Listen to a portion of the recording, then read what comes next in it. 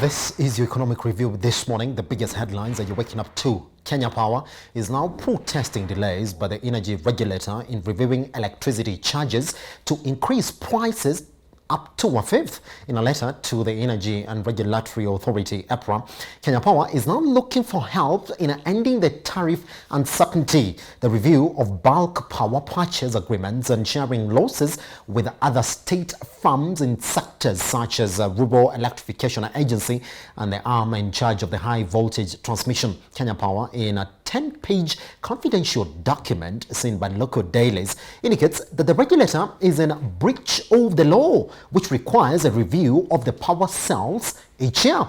Now, Kenya Power says it has lost sales of 37.3 billion shillings in the year to June, which indicates will push it further in the lower profits. Now, Kenya Power profitability last year dropped by 262 million shillings, the worst in 16 years.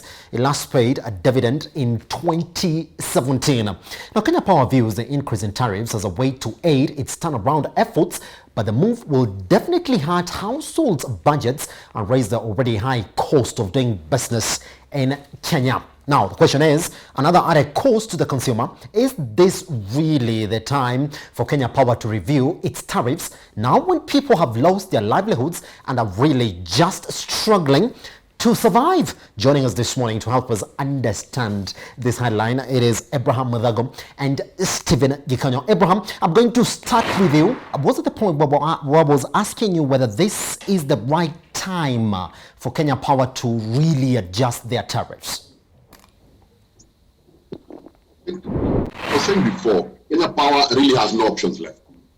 Their profitability is down, their costs are going up. It's not getting any better for them. So for them, they've chosen the path of least resistance, which is to increase the tariff. That's why I see EPRA is refusing. But if you deep dive into it, you'll see they are talking about people who have not paid them. But people who have not paid them will not affect profitability. It will only affect liquidity. So they're saying they're not profitable because they're not being paid is not true. Because in accounting is based on accrual system. So once somebody owes you or somebody pays, it immediately captured in your books. So what they're suffering from is liquidity. Yes, profitability, it comes from the fact that they're servicing PPAs that are giving them about 1,000 megawatt power more than what they actually need to sell. So that is where the problem is. And I don't know why we don't want to address, because that is the bulk of the problem is there. That we are sitting on about an extra 1,000 megawatts, which we are paying for every month, and we are not selling it to anybody because there is no demand for it. The peak demand is about 1,800 megawatt hours, and the peak demand and the production is about 2,800. So that is where the problem lies. So the solution will only come from one thing: for them to grow the demand. There's no other way.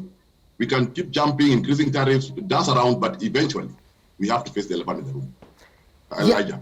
Abraham, I think you saw the headline, and we spoke about it here on Metropole TV last week, about how Kenya Power is owed a lot of money, by some of these state agencies. And if you look at where they're coming from this morning, they're telling EPRA, look, it's within law that you look at inflation levels within the economy and adjust the tariffs in relation to that. I mean, from where they're sitting this morning, they're saying, well, some of our problems are because of the regulator. No, they're not. Because right now, our cost of power in Kenya is still very high. We are retailing 15 cents, 16 cents per kilowatt hour, US cents. The countries are as low as 3.5. Even our neighbors, Tanzania is at 9, Uganda I think is at 5 or 6. So the way we should be going is down, not up. As I'm saying, we are trying to cure a problem without having to address it. In terms of, we are trying to increase our income to cover up a shortfall that will not go away. Even if we increase the tariff now, it will still not sort out that problem. It's a temporary measure. So what we need to address is the demand. They are a monopoly. Why can't they go out and connect more people, encourage industries to come? If I was Kenya Power now, I would team up with let's say Kenya Investment Authority to ensure that they bring in heavy consumers of power industries in this country. I would lobby with KRA to have tax breaks. So because my problem will only be cured the day my excess demand of my excess supply of 1,000 megawatts is taken up. Abraham, I want to point you out to another area as well this morning as we try to understand where the woes of KQ are coming from. Now, we have in the past seen manufacturers complain about the high cost of power in the economy now. And you remember, just as we were getting into this financial year, that reprieve that they were given was actually taken away from them because, yes, we did see another finance bill. Talk to me. Yes. Anybody looking at Kenya Power complaining about EPRA not reviewing their tariffs right now, what do you think they're thinking in terms of anybody really trying to come into the country to invest?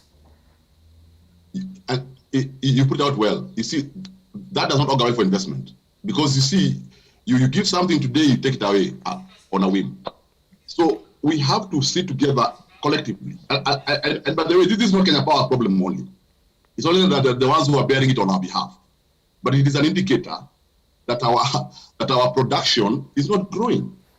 Because remember, when 10 years ago, I think about 10 years ago, when these plans were being put in place, we were targeting 5,000 megawatts. And they were based on the projection of where industries would be in terms of their demand for power consumption. Now we are still stuck at 1,800. What is wrong? Where do we drop the ball? What happened? What happened to our projections? What did we do right? Those are some things we need to address. Because yes, Kenya Power is suffering, but it is just an indicator that our industries also are not consuming so much power. Why is that? That means they are producing less. You see, it's not that they're using other forms of electricity. No, it's not that they've shifted. It just means we are consuming less power. So it is a clear indicator that the plans we put in place have not come to fruition. And I think that's where we need to start. Stephen, if you can get me right now, I want to take you back to exactly the first question that I did ask Abraham this morning on whether this is the right time for Kenya Power to come in and say, well, EPRA is in breach of the law by not reviewing the tariffs. Do you think, from what you're saying this morning, I mean, if EPRA have to do it, they have to do it. That's within law. So do you think that, yes, they have breached the law?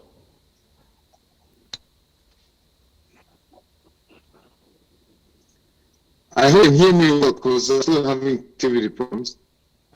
But I agree, Mr. Molo, that Kenya is taking the easy way out. And most problems are management problems in terms of their costs and how they expand. Many times you hear people talking about having power for days. If you resolve them, you create demand. You use your power and therefore you more revenue. So they need to look at things internally, because increasing the tariff negative effect on the economy, especially in this period of COVID or post-COVID. And that should be this to be done because it affects all of us equally. It affects a small business, it affects the small, it affects the cost of business in general. And therefore, that should be last resort.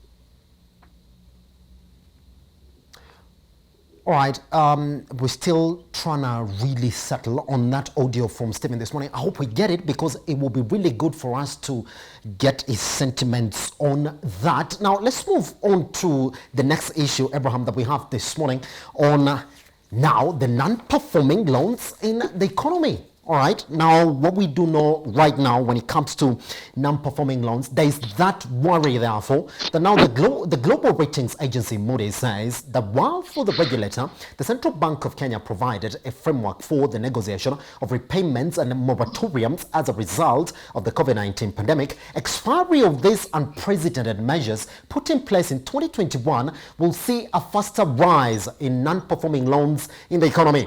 Latest data from the Central Bank of Kenya indicates that the ratio of non-performing loans rose to 13.1% in June from 12.5% in March, which coincided with the period that Kenya recorded its first COVID-19 case in the country.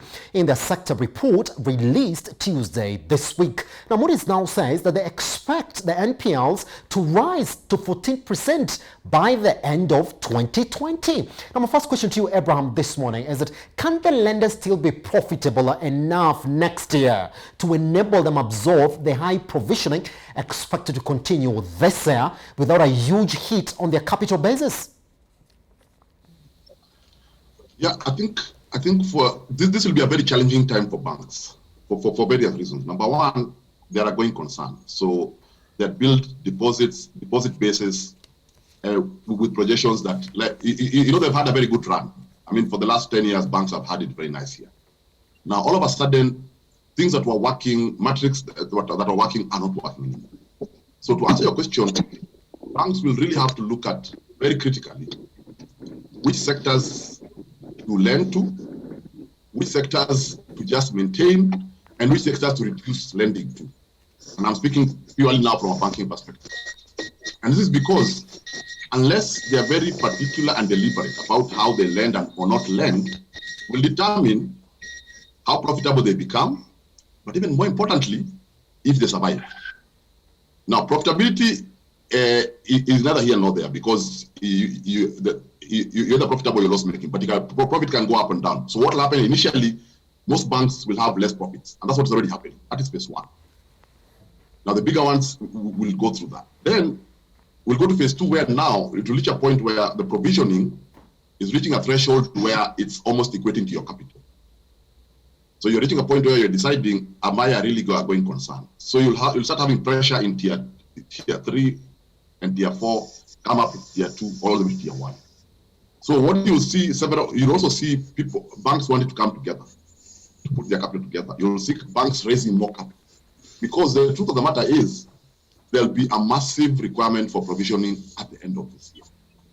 And why do I say that? I say that because all that has happened in COVID, from the pathological side, has found its way into the economy, and now that has filtered in, and all that residue will settle in banks. So the net effect of all that has been happening will show up in banks. It will show up in terms of people not paying their loans. We will show up in some people also wanting more loan to stay alive. So from a banking perspective, I think for them right now, they should not even be worried about profitability. They should be worried about capital. Elijah. Pretty much. Now, I want to ask you this question again. Abraham, you and I have seen that the best way that the banking sector has reacted to the COVID-19 disruptions is dividend suspensions. I mean, Moody's is saying, okay, you're suspending the dividends, good, but remember all these moratoriums that your economy was given. Guess what? They're going to expire at the end of this year. That means still, now most of them that I shall not have found a solution are still going to go to the non-performing loan book. Talk to me. Do you think that the dividends suspension season that we've seen so far, especially when the banking sector was releasing their half-year results, is going to help the banking sector cushion itself should the NPL rise to 14% come next year? You see, withholding dividends has two effects. The first one, it preserves your capital. Remember, when you're giving dividends, you're actually giving away your capital. Part of your capital, you're giving it away, because from your profits, whatever would have all gone to your capital reserves, some of it goes to your shareholders, some of it goes to your taxman, and the residue goes to your capital. That's one. Number two, it saves you liquidity, because dividend is paid in cash. So for banks, it works for both on both fronts. And I've just said previously, they're building in their capital. So this is one way of raising their capital, because that money that they would have sent out stays. So they have that. So they increase that cushion, and then they save their liquidity. That money that they would have paid out in billions, they keep. But as you can see, they're already aware that it's about capital adequacy and not about profitability. You see, because it's about survival. Right now, that's what it is. Because you see, as you are rightly putting it, the time horizon of it will not be December. It will not. We don't know, because the effect, that's why the economic effects come and they'll stay longer with us long after we've forgotten about what COVID used to be, because those will kick in. So for them, it will be an issue of identifying which industries are doing well and start with those ones. But the overall solution lies with us reviving the economy. And that is a preserve of government. Elijah. We have seen exactly what most bank CEOs have been complaining about, and I've seen that you have also looked at those headlines and you're sort of asking yourself the question, maybe they do have a point. So Abraham, I'm going to be blunt with you this morning, and I just want you to talk to me from a deep banking perspective. Do you think that the regulator, CBK, has taken a customer approach as opposed to an industry approach where you look at things from a wider perspective and take care of both? And in that regard, do we expect some sort of regulatory change towards protecting the industry? Because that's what most of the CEOs are complaining about. Yes, you see when this happened, Dr. Njoroge, the governor, was very proactive, because what he did is said, first and foremost, banks allow your customers to come and renegotiate with you their terms of their debts. Number two, he said, he came up with new guidelines of treatment of how a loan moves from being a good one and on its journey towards impairment. So in that regard, yes, he was customer friendly, because it worked for people who went banks have gotten reprieves.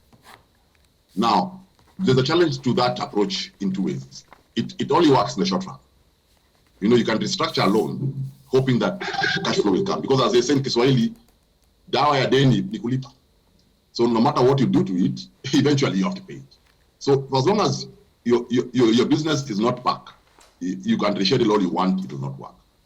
But more importantly, the guidelines that were given were much softer than compared to IFRS 9. Now, you know that IFRS 9 is a very, very strict standard that requires a very, very prudent approach towards provisioning. Now, the jury is still out there as to how those two schools of thoughts will be reconciled come end of year. But again, let's hope for the best. But as things stand now, we have literally two regimes, where there's the guidelines the CBK gave, and there is IFRS hovering over us. And I know most banks are having that conversation with the auditors in advance, because they know that Armageddon is coming. But ultimately, as I said, banks are just receiving the tail end of the effects of the COVID-19. So I think as a government, through policies, monetary and fiscal, we need to start intervening into the economy. We have to start jumpstarting this economy. So making very deliberate effort to bring back life, starting from what is working, especially the food chain for industries and some of the pharmacare industries. Starting from there and then building value around those as we grow outwards, so that we try and revive this economy, because that is the only solution. Otherwise, these short-term measures have the expiry date, and that expiry date is not far from now. Elijah. All right, Abraham, and I've kept on asking you this question now. Yes, we've seen where the complaint is coming from. I mean, you and I will look at exactly how the interest rates have been since the cap was actually kicked out of the economy. There have been it's an average of 12.85%. It's barely even touched 13%, which was pre-cap rate. Now, talk to me. Do we expect a higher interest rate come 2021? Because somebody is sitting somewhere and saying, well, we have taken care of this economy. You've seen exactly the way our profit margins have reduced this year. There's massive provisioning to the NPL book, and also some of these loans that have gone bad. Do we expect something higher than 13% come next year? Personally, I don't expect them to take it higher, because the banks will reduce their lending. That's what I foresee. So their focus will not be on high interest rates. Their focus will be on trying to drive the interest rate higher on government instruments through the auction. And so that's not hard to do. As the banks go to bid, if they bid jointly at certain rates, those rates will go to where the banks want them to go. Because don't get banks control most of the money that goes into those bids. So personally, I don't see them going to lending. And I'll be very honest, if I owned a bank, I would slow down on my lending at this point. Because if you're looking purely from a shareholder perspective, this is not the time to lend money out. This is the time to consolidate, to hold, and to only lend very selectively to those the few industries that are working. So in terms of massive lending next year, no, we will not see that. So again, that will also portend its own problem. As the SMEs are trying to rise from their ashes, they'll be starved of credit. So that's another thing we need to think about. Where will they get the money from? Because they'll not get it from banks. Yeah, they will not. Elijah. Pretty much, Abraham, thank you very much for making our discussion a success this morning. I apologize, we did cut a couple of minutes as we were trying to get that technical hitch solved this morning. But guess what? We are looking, and I'll be coming back to you at the end of this year so we can actually see where the NPL is at. And you already told me that anything above 10 is already ice cracking. So what about 14% that Moody's is predicting? That's exactly how we come to the end of our economic review this morning. Abraham, thank you very much for joining us this morning.